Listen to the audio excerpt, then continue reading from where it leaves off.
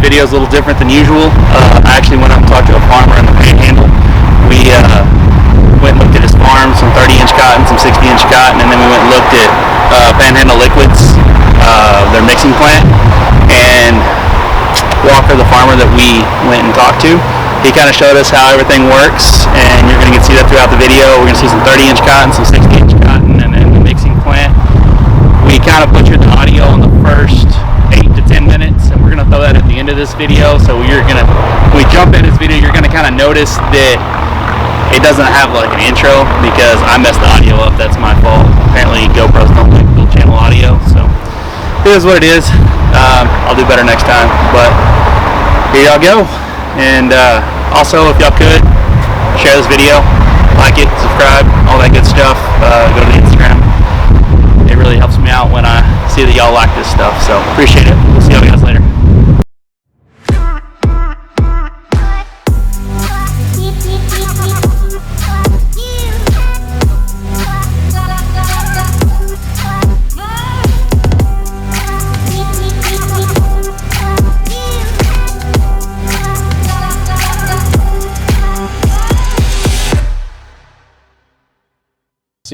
One of the big things that they've really found, I mean, Martin, everything, like I say, everything he's told me has been true, but they're like getting like huge numbers, like 20 to 40% efficiency increase in water from this calcium. So we got to perfect that because there's some challenges with it. But if we can get that where we're going through the pivots with that, just getting, one of our, I really would like to run bubblers. We run LDNs a lot, and I like bubblers. I understand the reason why a guy runs bubblers, but we just run off. It'll just run out of the field, because all of our, this is the flattest field I have. It's mostly, that's mine over there. It's just hills, Yeah. So it runs off, So if we can really get that piece, where we can slow our pivots down, we're putting out bigger, 1.5 to 2 inches at a time, things like that. I think that will really revolutionize what we're doing, but we're not quite there yet. Yeah. But we're working on it. Yeah. So and I've started rotating with sunflowers a lot. Oh yeah. And like we were looking at our dry land, we haven't plowed some of our, it's not this sand, it's black like clay loam. And we're seeing taproots like this, and it hasn't been plowed, and usually we hard pan out at about 5 inches. And that's a big piece, So Martin's super big on no-till and controlled traffic. That's something we don't talk about much in the States, but I think that's a really big deal, And I'm the world's worst at actually accomplishing that. But we've got some guys we've got a guy in Canada. And of course, it's a different world up there, but he's controlled traffic, and he's got lots of data what that's done for him. I mean, and he's even to the point now that he keeps a lot better books than I do, but he's found that his headlands where he's turning are basically costing him more than they're producing. So he's actually got them in a permanent grass, and he's not even using them anymore because that's where he's turning. So, but this compaction, compaction is evil. And if we could reduce, all those things are things that we can do a lot better. One of my customers in South Texas ran a spray rig in mud, spraying cotton, trying to kill it 3 years ago, and they switched the rows up, and you can still see the rows of that spray rig 3 years later, and they're deep ripping up there, so it's still, it shows where just that soil structure got messed up. Yeah, and that's a big, you're asking about, everybody thinks I'm stupid with these 60s, but, and part of it is, low water, no doubt. Like, I'll never plant a dryland crop ever that's not wide row, 100%. And I'm almost to that point on irrigated, honestly, but the following crops behind that 60-inch stuff, just the root structure that we get, and Martin will say some wild stuff, but they have, they found that plant, you'll think I'm stupid, but that actually 72 hours after that seed is planted, it's already decided what its root structure is going to be, and the reason they figured this out is they did trials, and they've got, so they would, everybody will say, we always think in terms of in terms of insurance here, and I've heard all the arguments why wide row's stupid, right? I mean, I've heard every one of them, but so they say, well, why don't we plant it solid, and then if we get a stand, we'll just plow out that row, and even when it's little, even when it's just cotyledons, and no, it's already decided that. So they did these experiments, where they had narrow rows and then they eliminated them or whatever, and they found that even just removing that seed affected what the architecture of those roots did over time. So, but they, So you're thinking it's sensing competition. Yeah, within a couple first couple and days. Martin's really, and that's why Martin, that's why all these in-furrow liquids are at the seed, because basically, Martin says you've determined the whole world. Then I mean it's done. You've either limited or maximized whatever you're going to do at that point. Yeah, like you said, that's kind of complete back. I mean, that's completely backwards. I know. I know. We're all thinking like, hey, let's fix the crop now, and y'all are trying to fix it before it comes up. Yeah, and that's the other thing. Martin's not, and like I said, this thing of juicing up the foliars with micros. Martin's not a huge fan of that. He's fine with it because some things will respond foliarly, but the reason we really do sap testing to begin with is Martin talks about growing next year's crop. So we're always growing next year's crop. So if we got out there and our saps, we're consistently low in manganese and iron, then we'll bump up the manganese and iron in the in-furrow for the next year, whatever. That's just an example, but all continually growing next year's crop is what Martin's keeping good bucks. Yeah, and I'm the world's worst, but we're working on that. I agree. If you didn't have to improve, what would you do? Someone's gonna make an app one day that makes it a little easier. Yeah, I tell you, none of that stuff's just all that easy. At the you almost need a full-time employee to keep track of all that garbage, but that. That's where that's what we're trying to do anyway. Yep. So, and that is just a beautiful canopy of cotton. Thanks. Yeah, I like this one. This is probably like that picture you have on your Facebook that we're probably going to steal for the video, anyways. It's just, I mean, up here is just when you see 30-inch every row cotton, it's just a blanket of cotton across the field. Yeah. Because we've got wide row 40s, which I think 40s would work up here. Oh yeah, they would. And actually, I'm always thinking, but one of our guys in our group, he's down at Pulaski, where that is by Lakeview, Bryce. Y'all went through Bryce, probably coming up to Clarendon. Anyway, he's southeast here, and it's like 1,200 feet lower elevation. He's like 1,900 feet down there, and it's always 10 degrees hotter. Anyway, he's 30s, and he really likes his peanuts on 30s, but he just bought a 40-inch planter, and he's done a lot of 40s this year. My cousin's just switched to 40s, and I think I really like 40s for cotton. I'm a fan of 38s. I've stripped cotton from Mexico all the way to Kansas, and 38s is what I've seen is just about. Yeah. No matter where we're at, it almost turns out. But when you get in corn country up there, there's no such thing as any other row pattern but a 30. Right. Yeah, and that's where I really like the 30-inch corn, which is one of the reasons that we've stayed 30s, but 60s work well, and Patrick's Martin really is wanting us to do 90s on dryland, and I agree with him. And Patrick did do 90s a couple years ago. It was beautiful stuff, and the neighbors weren't that great at all. And but now they're not insuring them now. Yeah, try to get an insurance company to. Yeah, but we're working. But there are ways to do that. So we're working on some Zoom meetings with Martin and them, and we're gonna try to make that where that's because, I don't know if you saw on the Panhandle Liquids Facebook page, but some of that 96-inch cotton, that's dryland 96-inch cotton that made 1,750 pounds. Do you know how much water that had? It's dryland. But I mean, they how had, many inches of rain? Oh, I don't know, but not a lot. It had a ton. It was fully wet to start with, and then it was dry, and then they got some at the end. I mean, it wasn't like Arkansas or anything. Yeah. I mean, it wasn't like that. Now, at that all. stuff's amazing. Yeah, and it's always like that though. It's always that that white. And now, so when Patrick and I went, some of the highest yielding cotton in the world we got to see, and it was 40s, furrow irrigated 40s, and each plant. I mean, there's some of these plants that are better than but it was like you cloned a plant in the whole field, and it was furrow irrigated. Yeah. Like out of a ditch. They could control. It's kind of like Arizona. They can just if it rains, they're messed up. Yeah. But it was like eight bale stuff. I mean, just insanity.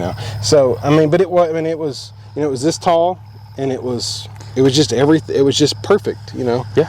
You know, I couldn't do it with drip and neither with for irrigation. You know, I guess once you get to a certain point, you're not touching this anymore. You're putting an airplane in here, right?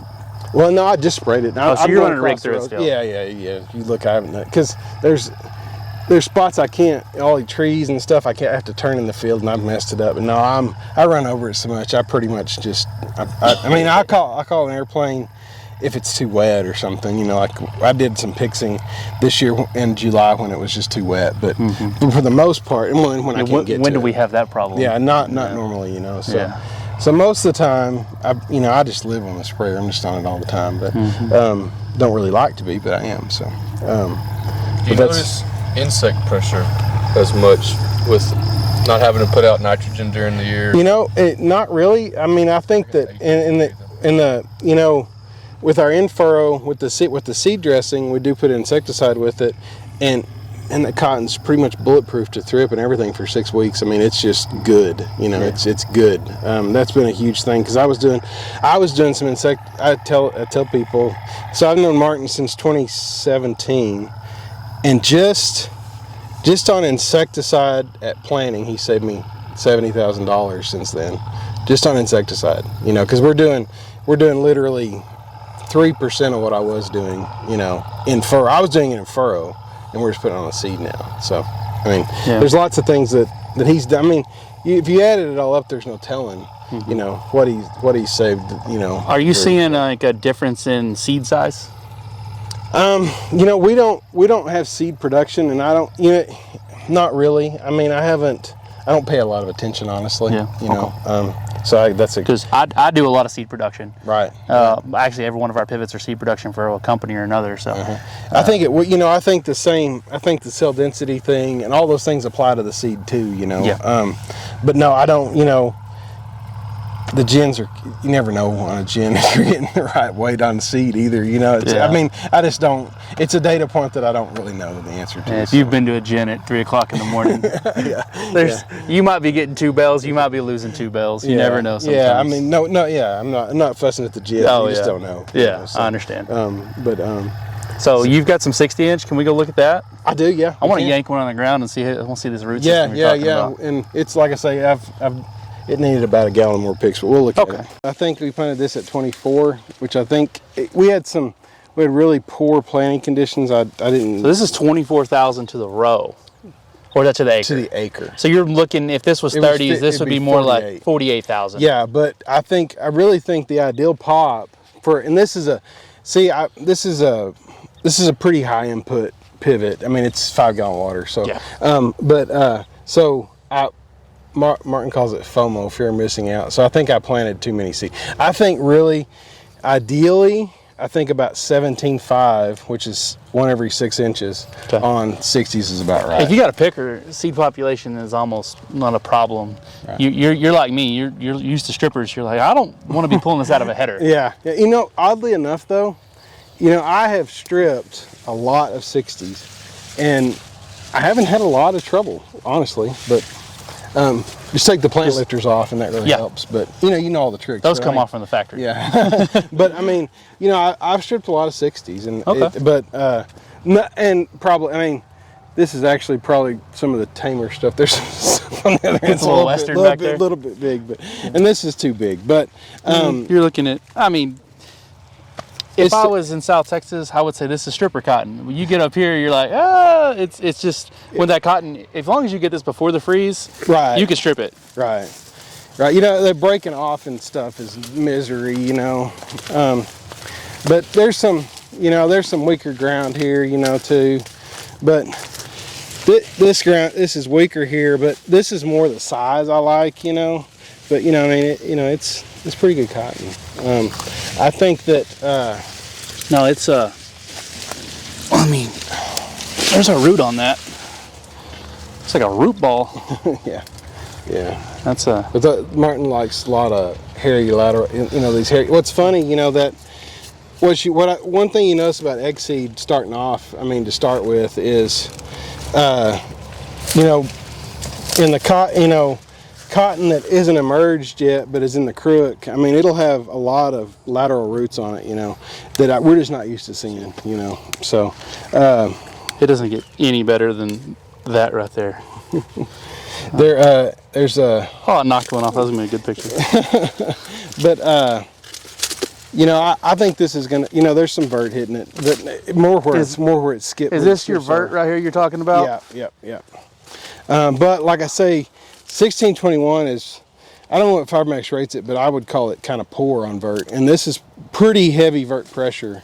Like if this was 60 inch, it would be bad. I mean, 30 inch, it would be bad. So you're almost having to rotate this every year. Yeah, for sure. And corn has helped, you know, but we're kind of new to the corn game, but it's helped. Okay. It helped, and the 60 inches helped too. Okay. But yeah, it's a vert. I mean, it's a vert year. I've actually never seen vert growing. I always just see it after you kill it on a stripper, and then Yeah, we can. So, you know, Yeah, it'll be good. you see it's tube stopped up. You see that brown it should be white, and that brown, that's vert. So it's stopping up its a nutrient way to get nutrients right there. But I don't know if were you ever around, and he's a phytogen guy now, but Dr. Woodward, when he was at AgriLife Extension, he was he's a plant pathologist. He always says, if you don't have vert, you don't have good cotton. So, but he'd also say, boy, this looks good, and it'd be just some horrible vert fields. So he always liked when it has vert, he's excited, you know. Yeah, he wants to see this something won't wrong. pull though, will it? When you strip it, will it pull? Pull out? Yeah. No. Okay. No, it won't Like, break off. I think, you get into some root rot. No, it just defoliates. You Okay. know, I mean, it's just it's gonna it's just natural yeah, defoliate. it's just gonna defoliate. It's gonna prematurely senesce. You Okay. know? But it's you know, I mean, like I say, this is not anything that gets me excited on vert. I'm not worried about this. It's not bad. Yeah. So, because believe me, I've got vert. So, Yeah. but the wide rows help. I can see a patch of careless weeds over there. Are those yours or those your neighbors? Which ones? Now, don't look. No, there's no careless weeds on this farm. No, there's plenty. There's no There's such plenty. thing as careless weeds. Yeah. And volunteer corn. What do they call them up north? What do they call careless weeds? They have a name for it. Everybody on this video is gonna be like, "What the heck's a careless weed?" Yeah, pigweeds? Yeah, That's what we call pigweed or- pigweeds or yeah. yeah, we call them pigweeds around here. Yeah, Palmer amaranth. Yeah. Yeah. We got plenty of pigweeds around here, no doubt. I can't believe you have 60-inch cotton that's almost touching the middles. Yeah, I've got some 1820 that is touching on 60s. I mean, it is ridiculously big. I mean, but it's picker. it's No big funny. deal. It's funny. I mean, it's not good, but it is. So, you know, but You're not gonna hurt cotton by picking it, but you got a picker, let it grow. yeah, it's plenty. You know, we're gonna. And I'm excited about the 4060 because, you know, we'll get 20 feet. So that's the biggest thing about that picker. You know, you can't, if you're just doing 15 feet, I mean, you really can't load it even in good cotton. Well, you can that red one because Do you still have your baler? Yeah. Okay. Yeah, you can that red picker though because it just when it goes to pack, you know, sometimes if a lot of cotton's coming in, it'll wad up right where it's trying to enter the basket, you know. But They did a good job designing that, didn't yeah, it's they? great. It's great. Hey, but it was cheap and it works. you know. They work. Yeah. So I'm It's like everyone wants to talk crap about red and green equipment, and it's like Deere spends about 8 times as R&D Yeah. red does. So it's like, oh, no wonder it's a little different. Yeah. No, I like the baling stuff. It's just lots of money. That wrap cost gets on up there. Yeah, the wrap kills me too. Yeah. Yeah, it's just one of those things. So I guess we're gonna go check out your mix plant. Sure, it's just so it'll be on your way back where you came from. So it's about 4 miles from here. It's just Okay. on the north side of the road over here. County Alright. Road 1. So right inside Donley. This is a mixing plant, so it's gonna be loud. That's what this will hold, but the ones on the farm, we usually do 1,600 gallons. And really all you have to have, because some guys use a ladder, but you need to have a pump, you know, it's safe to run. Basically, you're just fucking bags in there, you know, and then we have some stuff in totes.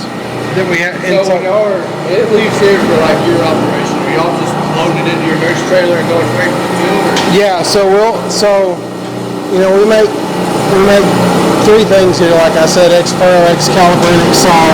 So we ship those to the farm, and then you'll mix those with some dry ingredients that we ship to the farm At the farm. at the farm. So you just And look then- at it like a top and set it. And what we do is we found that like if we do that mixing overnight with some of the dries, we don't have any trouble during the day, you know. So it kind of mixes, it kind of breaks up the mixing too. So once you've got that dissolved dry component, it only takes about 30 minutes or an hour to get the rest of it, and then you're good to go, you know, for that. So it's very scalable. So if you wanted more capacity, you could just add more tanks, you know. So this whole mixing thing's on a scale. Like This is on the scale. Yeah, you can. Yeah, it's on. This is just for people. I mean, the farmers don't have these. Yeah. I mean, we have 2 farmers that do, but that's it. So, So what's mixing right now? so we'll go there and look. I'll show you. So this is Excite, and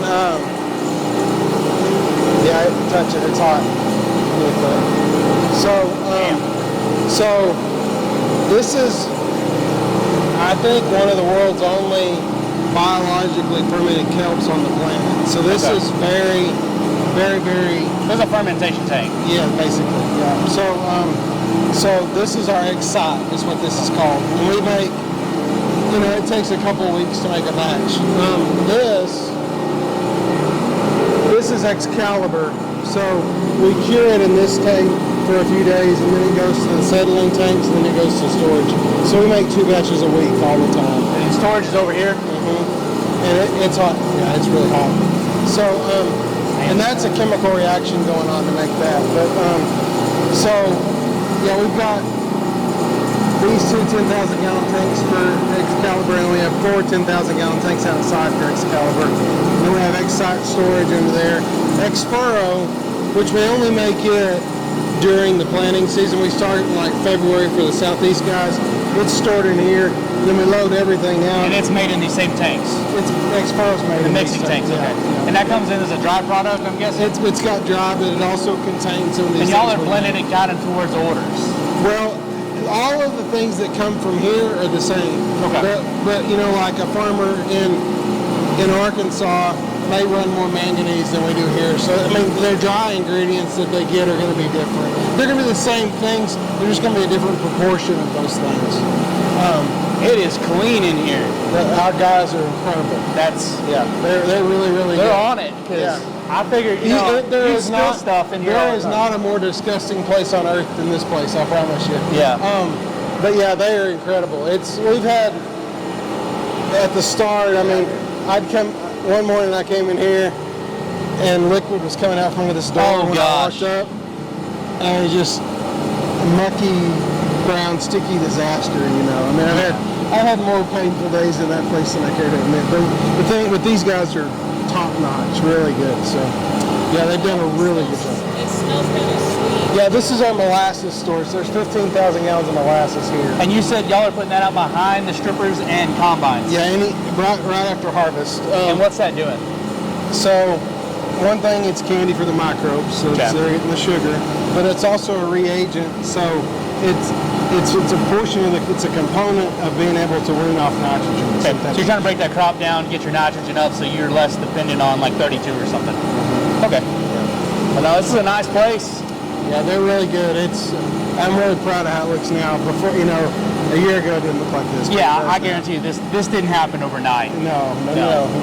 But they spend days polishing those tanks. I mean, they're on top of it.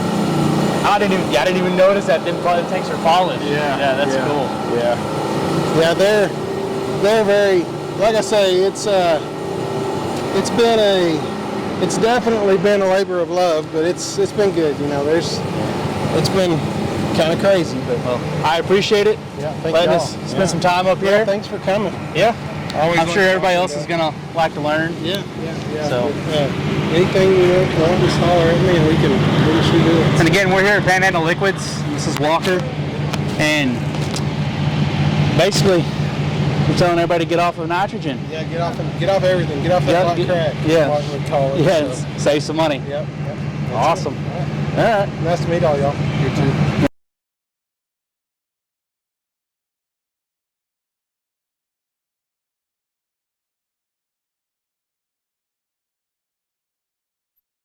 Held first position.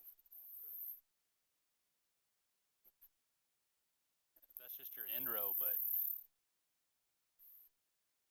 fruiting positions on that stuff.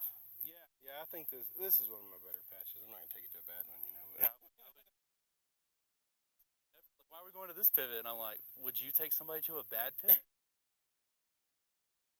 mostly Fibermax, but I've got a Toda 1820 Delta Pine, so I've got a couple of 30-inch and a couple of 60.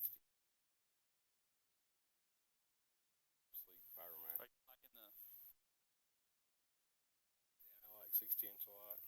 where you're building a 4-row 16-inch picker. Yeah, Big Red over there. Yeah, we got the heads in last week. We're gonna put them on, but Today, can we look at that? ground.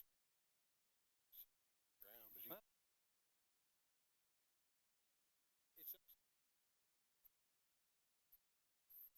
it's frame, you know. And so I'm actually not gonna have to change the bar at all. It's just we're just gonna.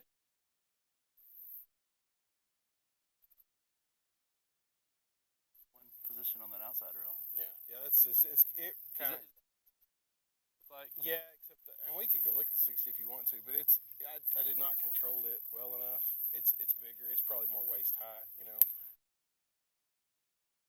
here? Yeah. So this whole fertility, really the only fertility that this, other than AMS, completely just Using any certain point growth regulator? open by.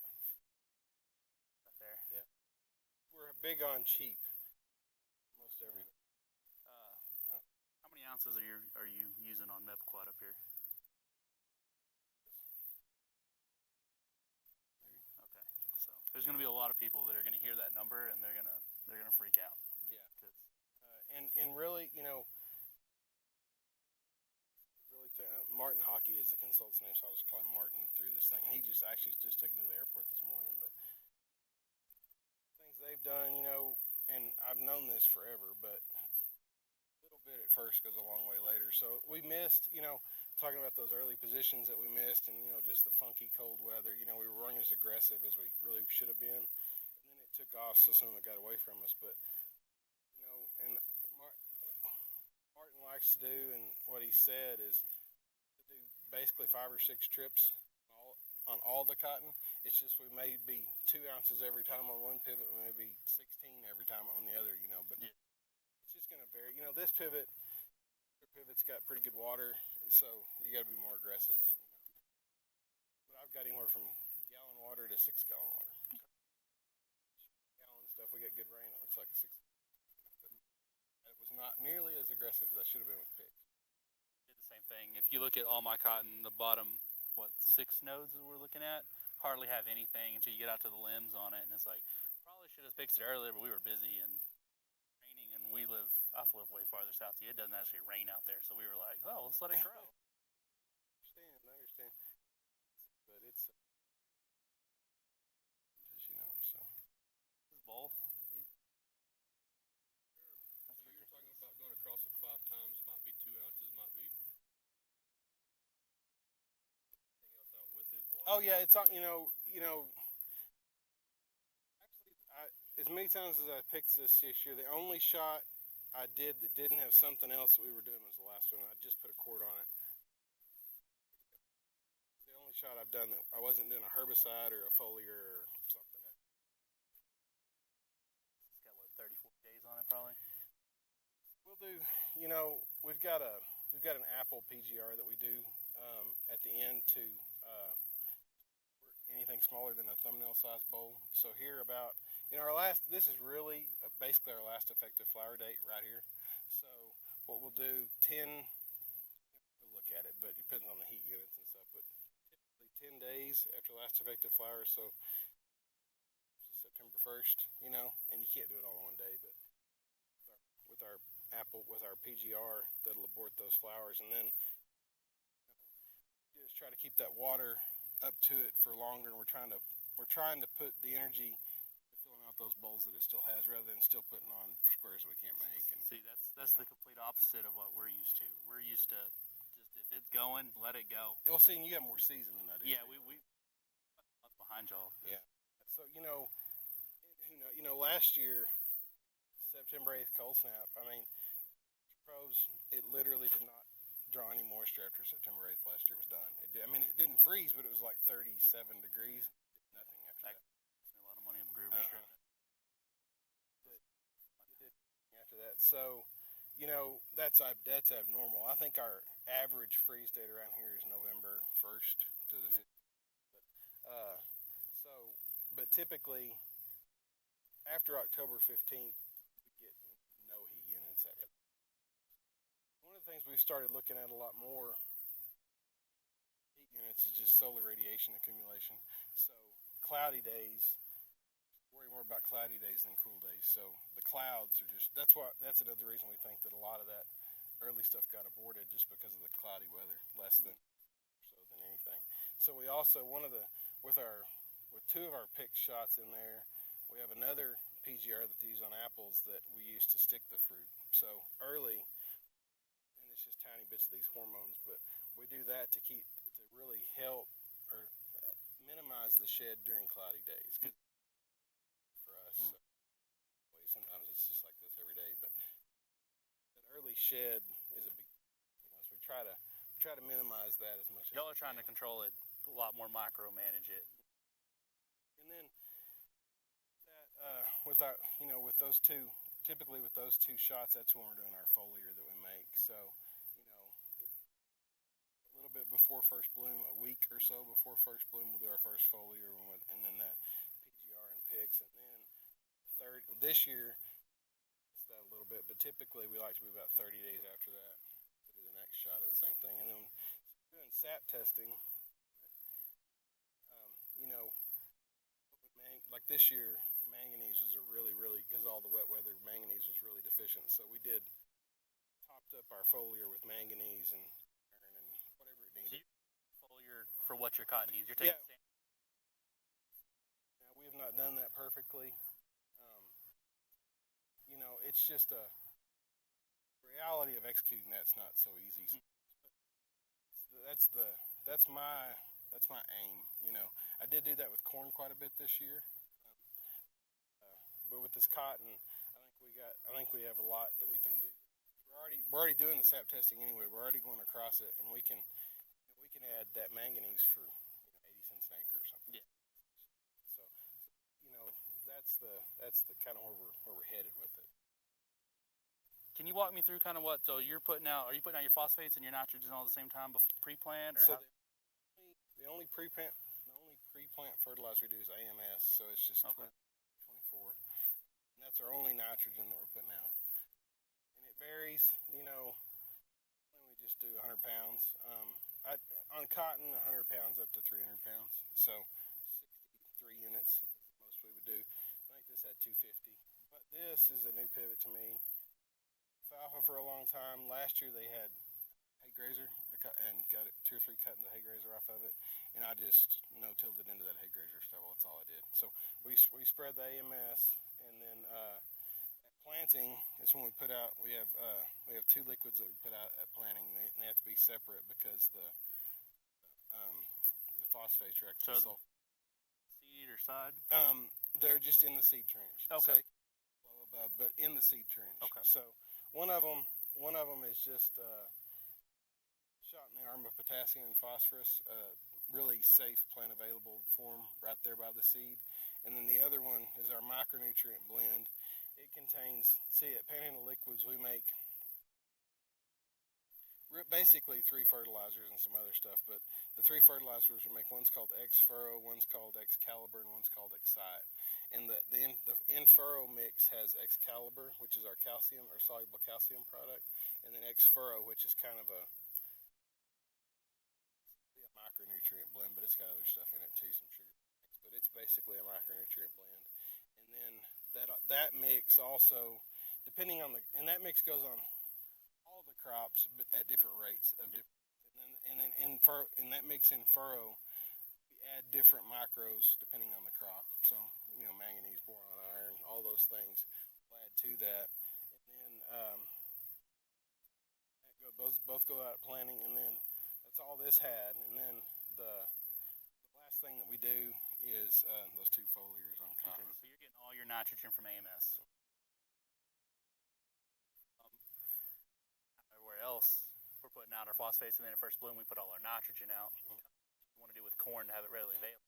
And I do, and you know, this is radically different than what I mean. Yeah. This since 2018, really. You know, so pre-Martin, this Australian program, you know, and we still do, and I think there's a lot of value in it. We still do compost some, and at small amounts, like 2 tons or so of compost. Oh. Didn't on this particular field, but we still do some of that. But you know, before Martin, I would do.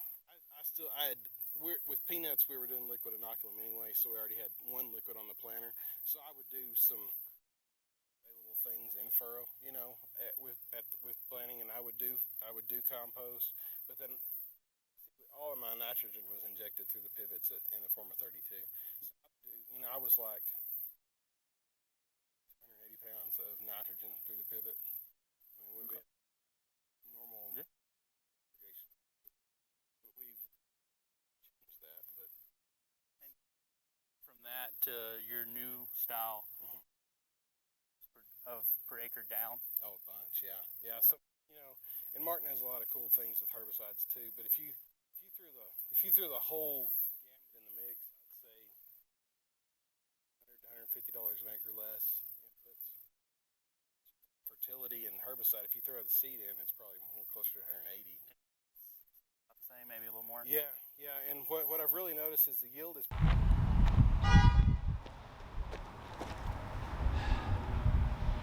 Maybe it'll be quiet.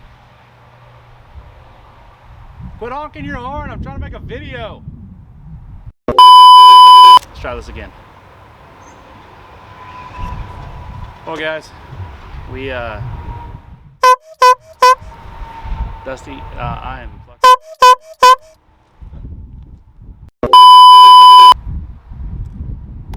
Here we go.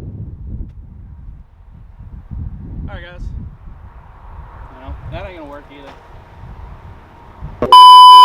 So, and they're bringing a tractor around.